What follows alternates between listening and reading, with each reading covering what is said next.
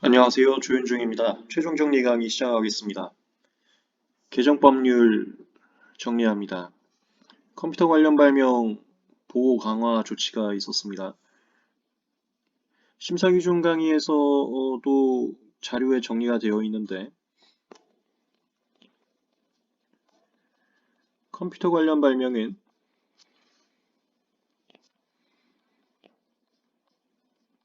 성립성 관련해서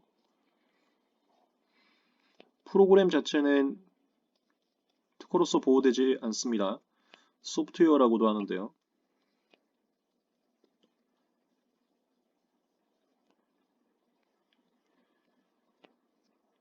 대신 그 프로그램을 자동화시키면 그 자동화 기술에 대해서 특허를 부여합니다. 그것을 수험적인 문구로서는 소정화의 구실, 소프트웨어한 정보 처리가 이 프로그램이라고도 하고요. 하드웨어를 이용해서 구체적으로 실현되고 있는 경우 특허가 가능합니다. 판례 강의에서 말씀드렸지만 하드웨어를 이용한다 이게 핵심이고 얘가 자동화됐다라고 보시면 되겠습니다. 성립성을 갖춘 컴퓨터 관련 발명은 청구항을 작성할 때 방법 발명으로 작성할 수 있고 무슨 단계, 무슨 단계, 무슨 단계, 무슨 단계를 포함하는 무슨 방법 이렇게 작성하게 됩니다. 제가 판례 강의에서 제가 담당했었던 실무도 예시를 했었는데 또는 물건 발명 형태로 많이 작성할 수 있습니다.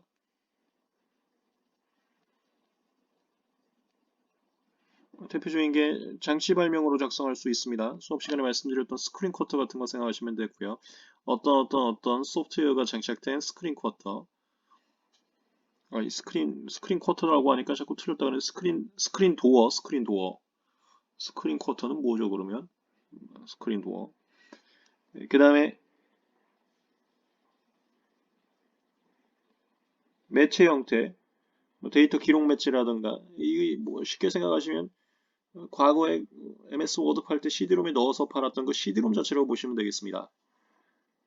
매체 정관. 그 다음에 최근에 애플리케이션 형태로도 작성할 수 있게 되었는데 이 애플리케이션도 매체하고 똑같은 겁니다. 어디 매체에 저장된 애플리케이션 물건 발명. 그런데 실무에서는 보통 제가 수업 시간에 말씀드린 것처럼 방법 발명 형태로 많이 작성하게 됩니다. 어떤 단계를 거쳐서 어떤 효과를 나타내는 방법. 여기까지 약간 배경 설명하면서 시험 문제 나올 수 있는 내용 같이 정리했는데 컴퓨터 관련 발명은 성립성 문제가 나올 수 있습니다. 이 성립성 관련해서는 프로그램 자체는 특허를 받을 수 없고 대신 그 프로그램이 하드웨어를 통해서 실현됨으로써 자동화가 가능하다는 게 인위적인 단계 필요 없이 하드웨어를 통해서 효과가 구현된다면 그러면 성립성이 인정되고요. 그런 성립성 인정되는 발명을 청구한 기재할 때는 방법 발명 형태로 많이 쓴다. 물론 물건 발명 형태로도 쓸 수 있고 그건 장치 매체 애플리케이션이 있는데 대체로 방법 발명 형태로 많이 씁니다. 그럼 이제 더 나가겠습니다. 그럼 컴퓨터 관련 발명이 방법 발명 형태로서 특허를 많이 받고 있는데 그때 업계에서 문제된 게 여기였습니다. 그와 같은 프로그램을 온라인을 통해서 정보통신망이 온라인입니다.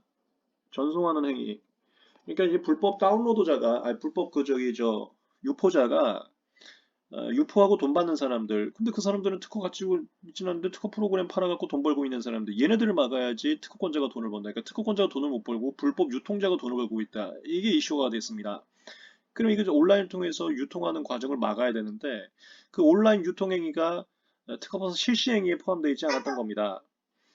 그게 이제 단초가 돼서 요번에 개정된 게 목표는 이분들입니다. 불법 유통자를 막기 위해서 실시행위에 방법에 청약하는 행위를 집어넣습니다.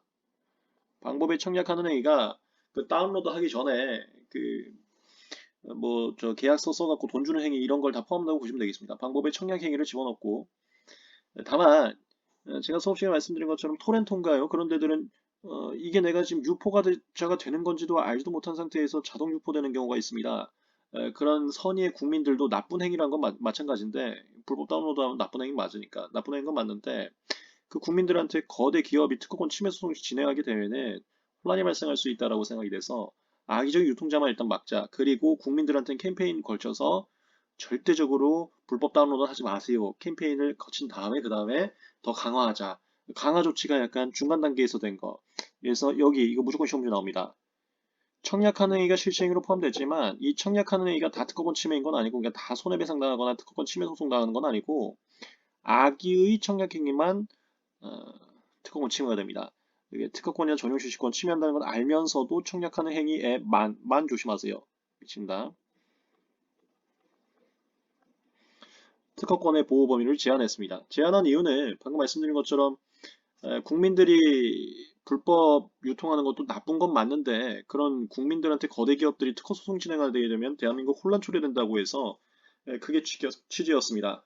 그거를 이런 식으로 표현했는데 소프트웨어 산업의 위축 방지. 이건 말이 그럴듯하게 한 건지 내 마음은 그렇습니다. 여기까지 컴퓨터 관련 발명 보호 강화했습니다. 시험 문제로 접근해서 단 두 줄로 요약하자면 방법 발명의 실시 행위에 청약 행위가 포함됐다. 다만 특허권 침해 행위는 악의의 청약 행위만 미친다. 그럼 선의의 청약 행위는 특허 발명의 실시는 맞는데 특허권 침해 소송은 안 당한다. 이렇게 보시면 되겠습니다. 넘어갑니다. 얘도 100% 시험 문제 나올 겁니다. 손해배상 청구 금액 상향 조정했습니다. 얘는 왜 문제가 됐냐면 이런 경우가 나온 겁니다. 침해자가 침해 행위를 해갖고 얻은 이익이 실제 손해배상액보다 낮은 겁니다. 이게 왜 그랬었냐면 과거 국법의 계상식이었었는데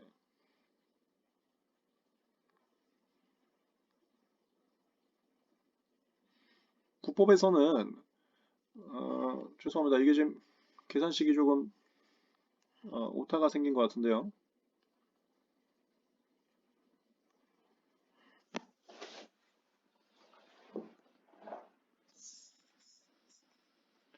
국법에서는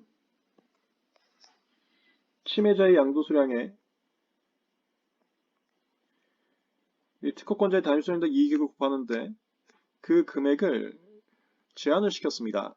특허권자 전유증권자가 생산할 수 있던 물건 수량에서 실제 판매한 물건 수량 이걸 제가 맥스라고 표현하면 맥스로 제한시켰습니다. 그래서 특허권자 전유증권자가 이 맥스 능력이 적으면 침해자가 침해 행위를 통해서 얻은 이익액이 특허권자한테 배상해주는 배상액보다 더 적을 수 있었던 겁니다.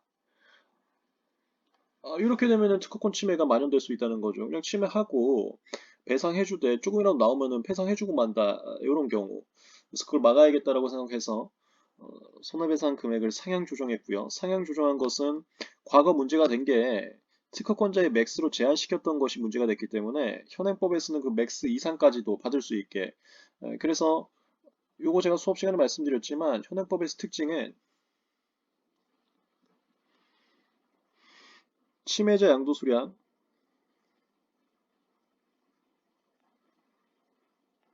전부에 대해서 손해배상 다 뺏어갈 수 있다. 이게 핵심이라고 보시면 되겠습니다. 그래서 침해자가 절대로 침해 행위로 인해서 돈이 남지 않게 손해배상까지 다 해주는데도 불구하고 남는 이득액이 없도록 하게. 이게 핵심입니다. 문제를 풀면서 한번 더 다시 정리해 드리겠습니다. 문제를 풀면서. 조문 한번 보고 문제 풀겠습니다. 현행법에서는 1호의 금액과 2호의 금액의 합계액을 손해배상 청구할 수 있게 되었고요. 1호의 금액은 과거하고 좀 비슷한데 침해자 양도수량에서 단위 수량당 이익에 곱하고 여기 한도 집어넣습니다. 특허 전용이 맥스 한도로 잡고요. 대신 2호 그 맥스 한도를 넘는 수량 이게 맥스 초과 수량 그 다음에 공제 사유가 있으면 그거 뺐던 거 이게 다 더해서 합리적 로열티를 더 곱해버립니다. 문제로 보여드리겠습니다. 밑에 보시면 예제 문제가 있습니다. 예제 문제 아마 16-2번일 것 같은데 국법과 현행법 비교하면서 문제 한번 풀어드리겠습니다.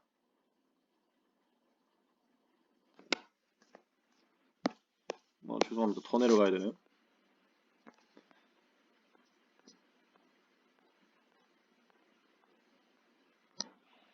아닙니다. 죄송한 게 요 다른 파트로 와버렸네요.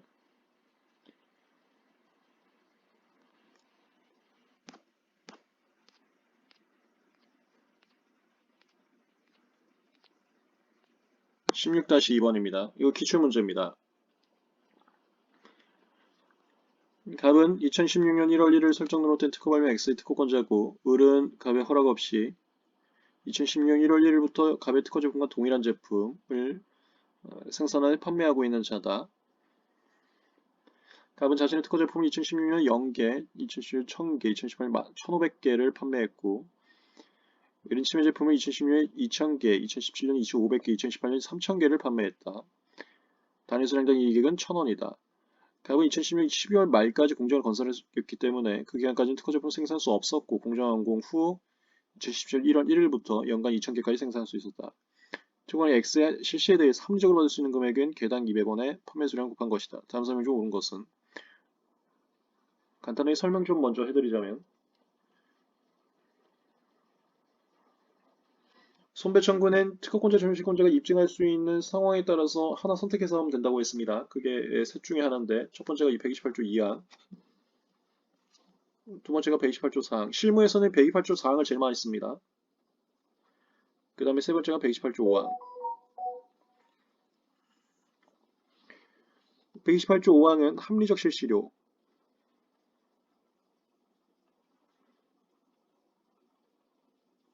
합리적 실시료는 정해진 계산 방식이 없습니다. 그래서 문제에서 줄 겁니다. 본 문제에서는 합리적 실시료를 이렇게 곱하라고 합니다. 개당 200원. 그럼 그거에 따라서 계산하면 됩니다. 다른 기출문제 보신 분들은 알겠지만 다른 기출문제에서 합리적 실시료를 또 다르게 계산하는 식으로 출제한 경우가 있습니다. 이게 문제에서 주는데 계산 방식에 따라서 따르면 됩니다. 그 다음에 128조 4항은 침해자 이익액을 계산한 거고, 이 침해자 이익액은 이렇게 계산됩니다. 침해자 양도소량에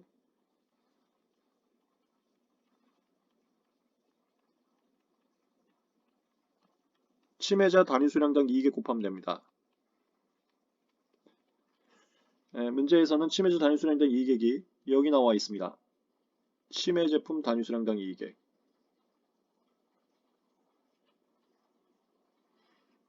이게 128조 4항 계산할 때 써먹는 단서입니다. 여기는 128조 5항 계산할 때 써먹는 거고, 그 다음에 128조 2항은 개정법에서는 먼저 1호 침해자 양도수량에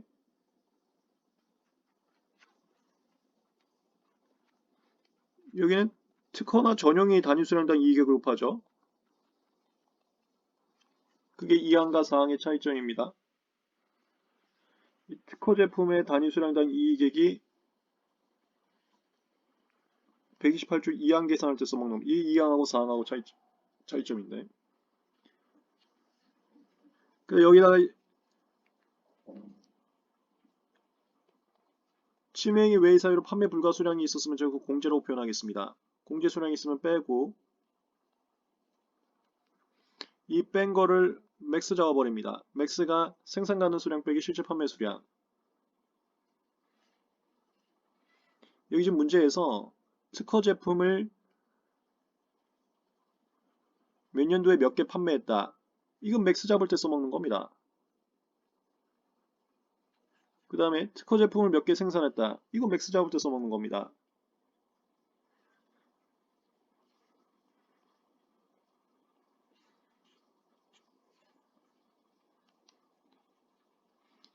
그리고 여기에 플러스 2호 금액을 더 붙입니다. 2호는 여기 뺀 거 있죠, 공제. 그 다음에 이거 맥스보다 더 초과된 수량 있죠, 맥스 초과. 이거 하고, 그 다음에 여기서도 빼는 게 있긴 있어요. 그 빼는 게 뭐냐면은 특허권자 전유시권자 절대로 로열티를 받을 수 없는 사정이 있으면 그 로열티 받을 수 없는 개수는 뺍니다.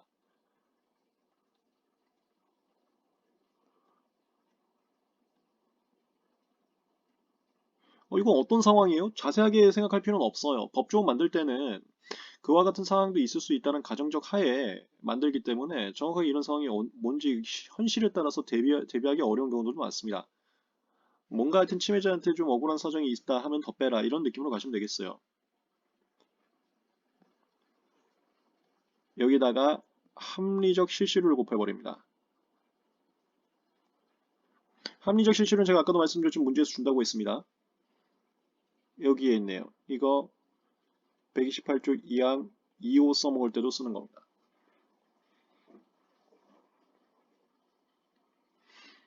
손해배상은 2항, 4항, 5항 중에 특허권자, 전시권자가 입증할 수 있는 것으로 하나 선택해서 받으면 되고 그 다음에 이렇게 받았을 때 침해자가 고의의 침해자다. 그러면 곱하기 3배까지 상향할 수 있는 거고 이게 돈 받는 손해배상 쪽 내용입니다. 그럼 한번 구체적으로 계산을 해보겠습니다.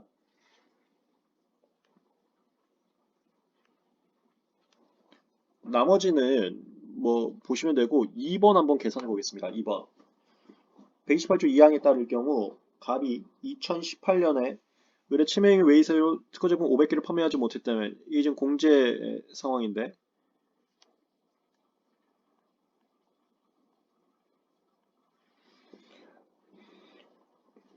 그 경우 손해액은 얼마다 계산해 보겠습니다. 먼저 128조 2항 1호 침해자 양도수량 2018년 양도수량이 여기 있네요. 3,000개. 거기에 특허권자 단위수량당 이익액 1,000원을 곱하고요.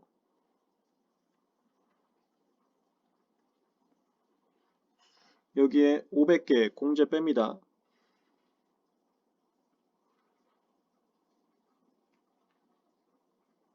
여기 개수를 편하게 할게요. 3,000개에서 500개 빼고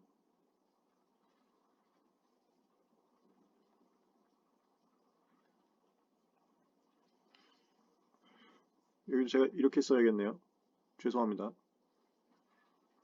침해자 양도수량에서 공제 빼고 특허나 전용이 단위수량당 이익액 그 다음에 얘를 맥스 잡습니다. 맥스가 2018년에 생산 가능 수량 2,000개 빼기 실제 판매 수량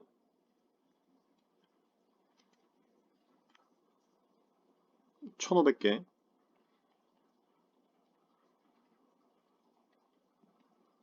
곱하기 1,000원 여기가 1호고요. 그 다음에 여기에 더합니다. 2호 2호 더할 때 조심하세요. 이 공제 뺀 거 있죠? 이거 더합니다. 그 다음에 이게 보시면 이거 빼면 2,500개입니다. 여기가 2,500개고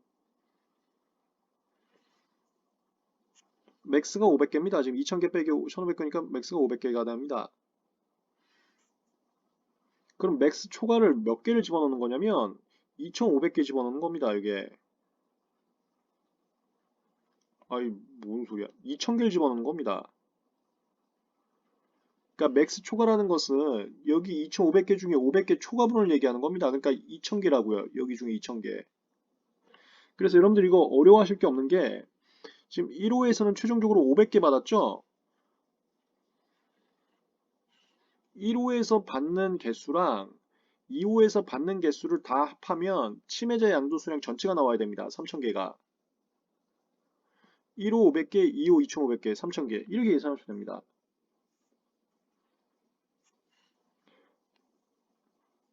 이게 공제, 이게 맥스 초과라는 겁니다.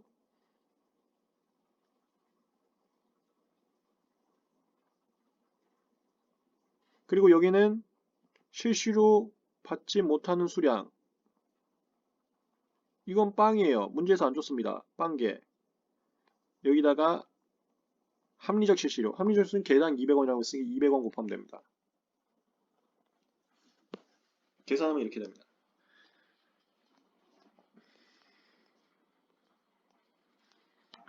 해설에도 계산식을 넣어놨는데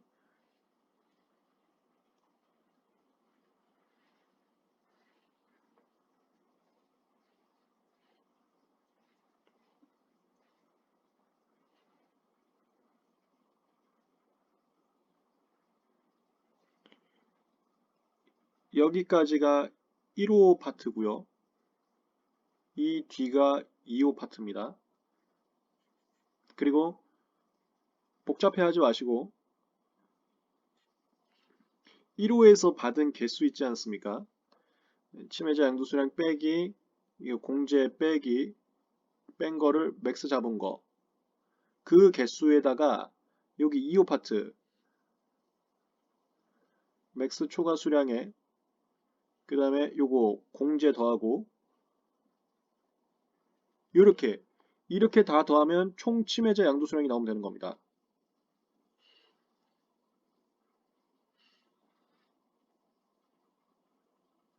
얘네들을 싹 다 더하면 침해자 양도수량 전부 나오는 거. 그래서 침해자 양도수량 전부에 대해서 얼마라도 돈 뺏어가야지 침해자가 번 돈이 없게 되는 거 아닙니까? 그게 개정 취지라고요.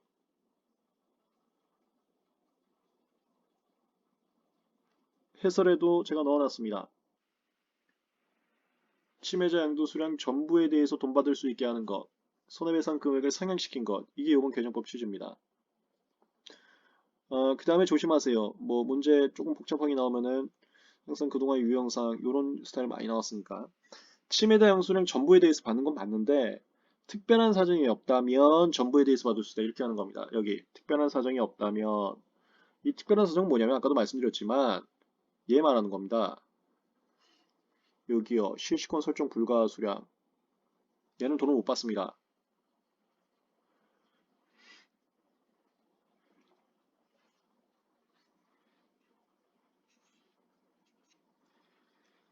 나머지 문제도 해설에다가 계산식을 전부 다 넣어놨으니까 풀어보시면 무슨 의미인지 이해가 되실 겁니다. 작년에 공부하셨던 분들은 여기 128조 개정된 계산 방식 이것만 조금만 연습하시면 됩니다. 아까 컴퓨터 관련 발명 보호 강화 같은 경우는 금방 숙지하실 수 있는데 118조가 좀 생소하실 수가 있습니다. 여기 2번 지문하고 3번 지문 두 개만 연습을 좀 해보시기 바랍니다. 그러면 이해가 좀 되실 겁니다.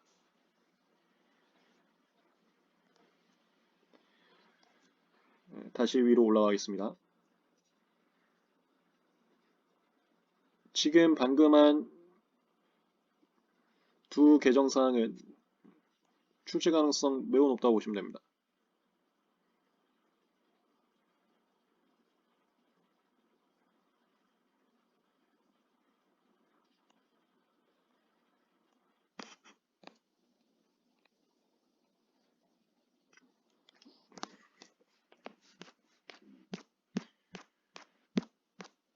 다음 내용 가겠습니다. 지금 제가 그 PDF 갖다가 강의를 진행하고 있는데 죄송합니다. 별일이 있는 건 아니고 지금 코로나로 인해서 학원이 다 문 닫다 보니까 강의 촬영을 이렇게 하고 있습니다. 코로나 사태로 인해서 강의가 좀 많이 지연됐고 또 영상 촬영 자체도 제가 등장하지 않고 문서로 하게 되어서 죄송합니다. 코로나 사태 이제 진정됐고 정부에서 더 이상 이런 제한이나 이런 거 하지 않으면 다시 강의 시작할 거니까 지금만 이렇게 진행을 하고 있습니다. 그리고 최종정리 교재 나왔습니다. 최종정리 교재는 윌비스 학원에서도 구매 가능하시고 그 다음에 인터넷 서점에서 뭐 편하신 데서 구매 가능하십니다. 여기 다음 내용 갑니다. 128조 다음 내용. 침해죄입니다. 침해죄가 과거에는 친고죄였습니다. 친고죄라는 것은 고소를 해야지만 이제 공소를 제기하는 성을 말합니다. 그것을 반의사 불벌죄로 전환했습니다. 고소를 하지 않더라도 검경에서 수사가 가능하게 된 상황이라고 보시면 되겠습니다. 그것을 명분을 이렇게 써놨는데 명분은 그냥 이해만 하시면 됩니다. 이거 명분은 이거 시험 문제 나오지 않아요. 명분은 나중에 2차 답안지 쓸 때 조금 필요할 뿐이지 1차에서는 시험 문제 나오지 않습니다. 그냥 간단하게 이해하시면 되는데 과거에는 고소가 없으면 공소를 제기할 수 없는 친고죄로 돼 있어서 특허권자가 그리고 조금 성가셔서 이거 그냥 솔직하게 말씀드리겠습니다. 특검과장 성가셔서 요 고소를 안 했습니다. 고소하려면 또 대리인 써야 되는 대리인 쓰면은 고소 이거 하나에 제가 알기로 몇 천 받습니다.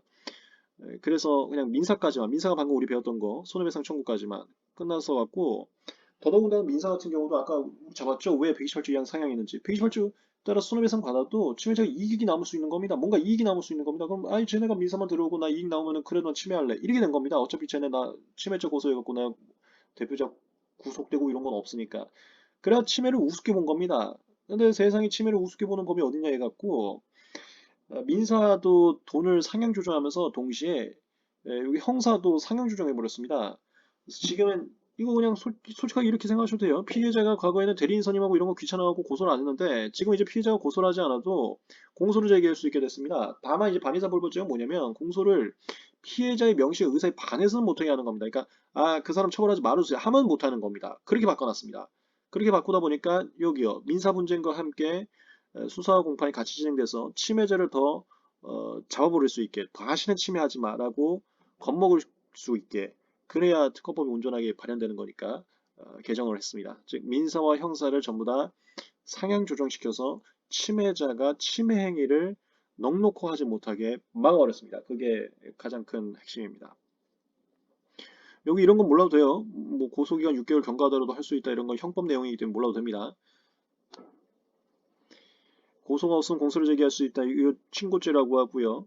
현행법은 명시 의사에 반해서는 공소를 제기할 수 없다. 고소가 없어도 할 수는 있는데 명시 의사에 반해서만 못한다 이렇게 보시면 돼요. 이걸 반의사 불벌죄라고 하고 있습니다. 네, 밑에는 제가 X 쳐놨는데 이게 편집되면서 좀 실수가 나왔던 것 같습니다. 죄송합니다. 똑같은 내용이 반복이 됐네요. 죄송합니다. 그 다음에 가장 마지막에 코로나 관련 발명 우선심사 사유 추가했습니다. 우선심사 사유는 국가 정책하고 필요한 것들을 인센티브 주는 제도로 많이 넣어놨다고 했었죠. 국가에서 장려하는 발명하면은 국가기관 중 하나인 특허청에서 보너스 줄게, 보너스로서 우선 심사해줄게 이렇게 많이 넣었는데 현재 국가에서 코로나 되게 심각하게 생각하고 있다 보니까 보너스 집어넣습니다. 그런데 1차 시험법에 해당하지 않습니다. 얘는 시행일자가 1차 시험이 다음입니다. 그러니까 여러분들 1차 시험 끝나고 2차 시험 준비할 거 아닙니까? 그걸 제가 고려해서 여기다 넣었을 뿐이지 그러니까 2차 시험을 대비하라고 넣는 거지 이번 1차 시험에 들어가지 않으니까 잠시 1차 시험까지 넘어가셔도 좋습니다. 그래서 제가 X를 쳐놨습니다. 이거는 2차 공부하실 때 다음 달에 있을 1차 끝나고 나서 그때 보시면 됩니다. 2020년 주요 개정 내용이었습니다. 그 다음에 시행령, 하위법령 개정 내용 설명드립니다. 이거 아무 내용 아닙니다. 기타기관에 지정 기타기관이라는 걸 추가했습니다. 과거에는 국내 특허청에서 지정한 기타기관과 부다페스트 조약에서 지정한 기타 국제 기타기관 두 개가 있었는데 하나 더 추가했습니다. 이건 뭐냐면 일단 국내 기타기관이 아니에요. 해외입니다. 해외인데 해외는 그동안에는 부다페스트 조약에서 인정된 기타기관만 됐었는데 여기 부다페스트 조약에 가입한 국가가 또 아닌 곳의 기타기관인 겁니다. 그런 곳도 가능하게 해주려고 이번에 추가한 겁니다. 부다페스트 조약의 당사국이 아니다는 게 국제기타기관으로 할 수가 없고 또 국내 특허청에서 어떻게 한 게 아니기 때문에 어떻게 할 수 없었던 거 그것을 이거 이제 상호주의라고 하는데 어디서 많이 봤을 겁니다. 그 나라에서 우리 이런 기탁기관 해줄 거야. 그럼 우리도 너네 나라에서 그런 기탁기관 우리가 해줄게. 라고 합의된 국가면은 그 기탁기관에 기탁을 했을 때 출원용 기탁으로 인정해주고 아무 기관에나 기탁했다고 해서 그 출원 전에 기탁해내라고 인정해주지 않습니다.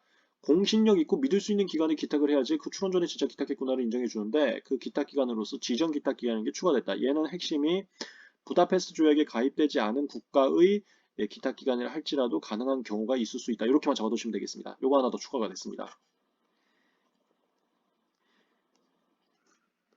중요한 내용은 전혀 아닙니다. 그 다음에 얘는 지나가면서 한번 시험 문제 나올 수 있습니다. 허가등에 따른 존속의 연장 출원 대상에서 과거에는 의약품과 농약이었는데 이번에 마약류 의약품을 추가했습니다. 마약류 의약품. 이 괄호는 다 똑같은 겁니다. 제가 수업 시간에 말씀드린 것처럼 뭐 허가받았다고 다 연장되는 거 아니에요. 허가 중에서도 최초허가 우리가 흔히 실무에서 신약이라고 하는데 신약 허가받은 경우만 가능합니다. 그거는 과거하고 똑같은 거고 그냥 마약류도 대상에서 포함됐다 이렇게 보시면 되겠습니다. 그리고 여기 2항이 개정된데 이거 별 내용 아닙니다. 이건 제가 그냥 개정됐으니까 굵은 유출한 거지 이거 보시면 기간의 산정에 대해서는 특허청장이 정해서 고시한다고 돼 있지 않습니까? 이거 제가 담당했다 했었죠. 존속기간 연장률은 무효 사건. 거기서 허가등에 따라 존속기간 연장 기간 계산할 때 허가 신청인의 규칙 사유로 지연된 기간을 뭘 빼야 될지가 굉장히 이슈가 됐다고 하지 않았습니까? 근데 뭐 종적으로는 입증 책임 부족으로 전원 청구인 기각으로 갔다고 하지 않았습니까? 그런 다음에 제가 법원에서 TFT 꾸려서 합리적인 기간 선정 방법을 논의해 보시오라고 얘기가 나왔다고 말씀드렸었죠. 그거 집어넣은 거예요, 그거. 그래서 기간 선정에 대해서 이제 특허청장이 정확하게 법에 의해서 잡겠다는 겁니다. 더 이상 소송하지 말라고. 나 그냥 기간 이렇게 할 거니까 이거 갖다가 무슨 불합리하다고 소송하지 마. 약간 그런 근거 조문 지금 집어넣고 합리적인 기간 선정 방법에 대해서 계속해서 연구하고 있는 소스 조문일 뿐입니다. 그래서 얘는 시험 문제 안 나옵니다. 개정은 된 거지만 특별하게 관심 가지 않아도 괜찮습니다. 요거 마약만 참고해 주시면 마약만.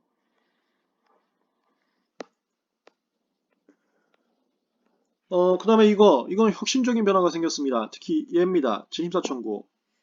이거 얼마든지 시험 문제 나올 수 있습니다. 잘 잡아두시기 바랍니다. 재심사 청구 관련해서 이건 제가 조문 특강에서도 간단하게 말씀드렸었는데 국법하고 개정법 잘 잡아두세요.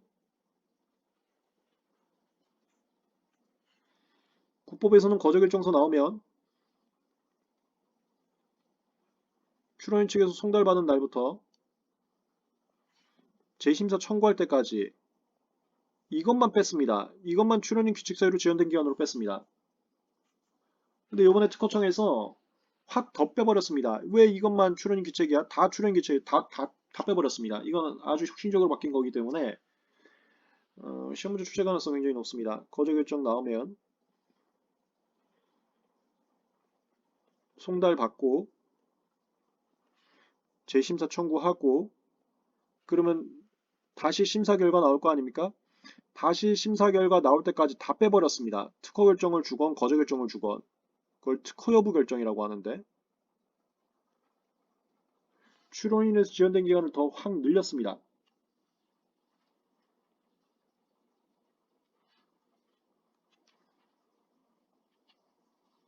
이만큼이 더 늘어났습니다. 이에 먼저 보면 과거에는 거저결정 받은 날부터 재심사 청구한 날까지만 잡았었는데 지금은 재심사에 따른 특허 여부 결정한 날까지 잡아놨습니다. 그 다음에 이건 넘어가세요. 법 개정하시면서 이거 약간 조금 아쉽게 하신 것 같은데 특허 여부 결정은 처분의추가 누구라고 그랬었죠? 제가 수업 시간에 특허 여부 결정은 심사관님이 하시는 겁니다. 특허 여부 결정의 서류 송달을 특허청장님이 하시는 거고 결정은 심사관님이 하시는 겁니다. 근데 여기 지금 처분의 주체가 특허청장이라고 돼 있는데 요거는 조금 아쉬운 법조문인 것 같고 여기 처분의 주체는 공부하지 마세요. 이거 갖다가 왜 이거 특허청장이 여기 심사관이지 그렇게 OX 절대 하지 마세요. 이 조문이 조금 아쉽게 돼 있습니다. 얘는 넘어가시고 재심사 청구한 날까지인지 특허 여부 결정한 날까지인지 요걸로 OX 하시기 바랍니다. 지금 OX 포인트를 이상한 데 잡지 말라는 소리입니다. 처분의 주체 쪽은 잡지 마세요. 이거 법조문이 좀 아쉽게 된 것 같습니다. 정확하게 하려면 특허청장이 특허여부 결정서를 송달한 날까지 그렇게 해야 됩니다. 아니면 심사관이 특허 결정한 날까지 이렇게 하던가 그건 넘어가세요. 법조문이 좀 아쉬우니까. 얘가 메인이고 그 다음에 여기는 시험 문제 나올 만한 내용은 아닙니다. 이건 너무 지나치게 실무적인 내용이고 그래서 제가 실무적인 내용을 괄호에다 넣어놨는데 중요한 거 아닙니다. 실무에서는 통상 심사 청구한 날부터 9개월 정도 됐을 때 심사 결과 주겠다고 한국특허청에서 공개 광고 많이 했습니다. 광고 많이 했고 심사할 때 보통 한 달 정도 필요한 것 같습니다. 그래서 한 심사 청구부터 8개월쯤 됐을 때부터 이제 심사를 좀 들어가게 되는데 만약에 8개월 되는 날까지 심사에 협조하지 않으면 이거 다 출원인 규칙으로 심사 늦었다고 해서 출원인 규칙 사유로 지연된 기간으로 잡겠다고 합니다. 이게 아주 실무적인 날짜입니다. 이거 8개월, 9개월은. 심사 청구부터 8개월이 될 때까지 심사에 필요한 서류를 제출하지 않으면 8개월 되는 날의 다음 날부터 서류 제출한 날까지를 전부 출원인 규칙 사유로 빼버리겠다고 합니다. 그리고 심사에 필요한 자료들이 뭐 굳이 외울 필요는 없는데 잡자면 오역정정서가 있어야 그 거절이유 47조 2항 후단하고 연관되지 않습니까? 오역정정서에 따라서. 그 다음에 기탁증명서류. 이거 기탁증명서류 안 내면은 만약에 기탁 절차 없어져 버리면 42조 3항 1호 문제될 수 있고요. 그 다음에 조야구주하고 공제외 여기. 공제위가 안 내면은 신규진보성 문제되지 않습니까? 다 심사에 필요한 자료들인데 조약구조 안 내면 이 신진선아 우선을 줄지 말지가 신진선하고 다 연관 있는 거 아닙니까? 심사 필요 서류, 조약구조 증명서류, 공지외 증명서류, 기탁 증명서류, 그 다음에 오역정정서. 심사에 필요한 증명서류와 오역증명서. 8개월 적으시면 됩니다. 심판장님 자격요건 완화는 필요 없습니다. 요즘 심판 사건이 많이 늘어나서 심판부가 추가된 걸로 제가 알고 있습니다. 그래서 직급을 낮추는 이거는 뭐 시험 문제 낼 만한 내용은 아닌 것 같습니다. 넘어가겠습니다.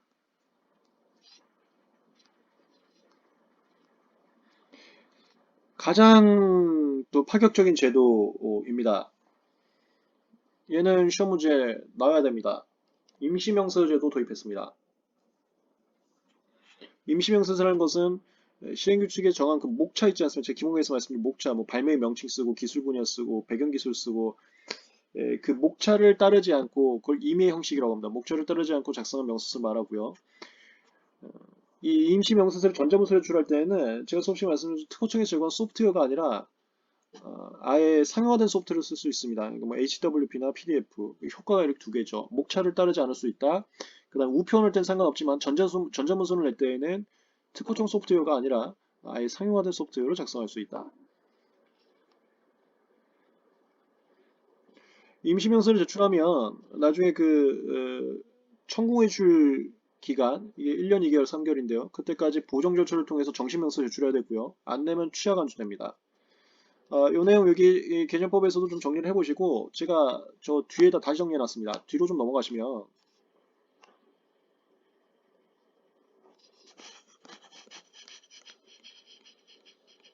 앞부분이 주요 개정 내용 정리한 거고 그럼 여기부터가 법령들 다 외우시라고 법령 예제 문제와 법령들을 다 정리해놨습니다. 우리 기본 강의 조문 특강에서 많이 쓰던 그런 내용들을 정리를 해놨습니다. 이거 보시면서 이제 다시 한번 외우시면 됩니다. 막판.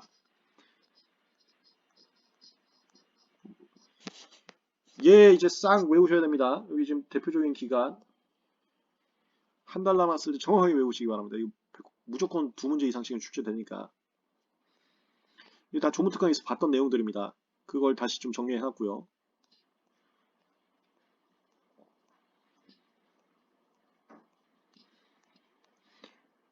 그 다음에 여기 7-2번 이거 개정법 문제로 제가 모아놨습니다. 개정 내용들 한번 연습하시기 바랍니다. 임시명세서 문제도 넣어놨으니까 보시면 됩니다. 나머지 이것도 개정 내용인데 이따 얘기 나올 거고요. 여기입니다. 이것도 우리 조문특강에서 많이 봤던 표입니다. 여기에 임시명세 절차 제가 하나 추가로 넣어놨습니다. 임시명세 갈 때는 출원인이 출원서에 취지 표시하면 되고 그 다음에 이것 좀 알아주세요. 임시명세 하려면 청구본이 무조건 안 내야 됩니다. 이거 청구인출 위해제도 할 때 할 수 있는 겁니다. 기간은 출원 시에 효과는 청구에 적지 않고 이게 청구인출 위해제도 할 때 하는 거기 때문에 청구에 적지 않고가 써 있는 겁니다. 그 다음에 발명의 설명은 형식에 따르지 않고 이게 아까 목차 필요 없이 마음대로 쓸 수 있다 이거고요. 그 다음에 서면을 내는 경우 말고 전자문서로 내는 경우에는 상용화된 소프트웨어 이용도 가능하다. 효과가 이렇게 두 가지가 있고요. 그리고 이렇게 하면은 그 다음부터는 이 청구본위치 위에도 똑같이 갑니다. 이거는 제가 심사기준 강의에서도 말씀드렸어요. 심사기준 강의 듣지 않으신 분들은 심사기준 정리 강의 정리자료 JHJ그룹과 별리사스쿨에 다 올려놨으니까 거기 한번 보시기 바랍니다. 거기 임시명세 제도 관련된 심사기준 내용도 다 정리해놨습니다. JHJ그룹 그 다음에 우리 그 수험생분들 변리사 시험 정보공유 카톡방 파지 않았습니까? 거기도 제가 자료 올려놨고요.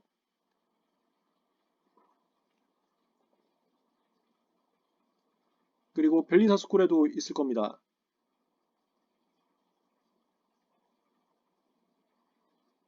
강의를 듣지 않더라도 심사기준 정리 자료는 한번 가볍게 읽어보시면 되는데 청구 범위 제출 유예 제도와 똑같이 간다. 이렇게 정리하시면 문제 풀 때 어려움 없습니다.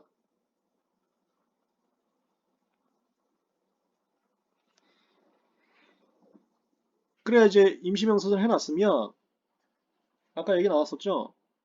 1년 2개월, 3개월 빠른 날까지 청구범위 내면서 정신명세서 내야 됩니다. 만약 이날까지 안 내면 취하 됩니다.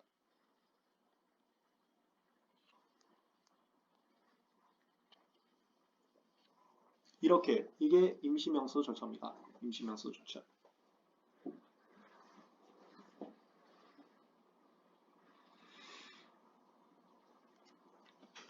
올라가겠습니다. 2020년 개정 내용은 이 정도가 주요 내용입니다. 그러면 발명자 추가는 지나가면서 시험 문제 나올 수 있는데 이게 추론 단계와 특허 등록 이후 단계로 나뉘지 않았습니까? 출원인이 발명자 정정할 때는 다 받아줬고요. 등록 이후 특허권자가 발명자 정정할 때는 조금 까다롭다. 조금 까다로운 게 명백히 잘못 적은 경우,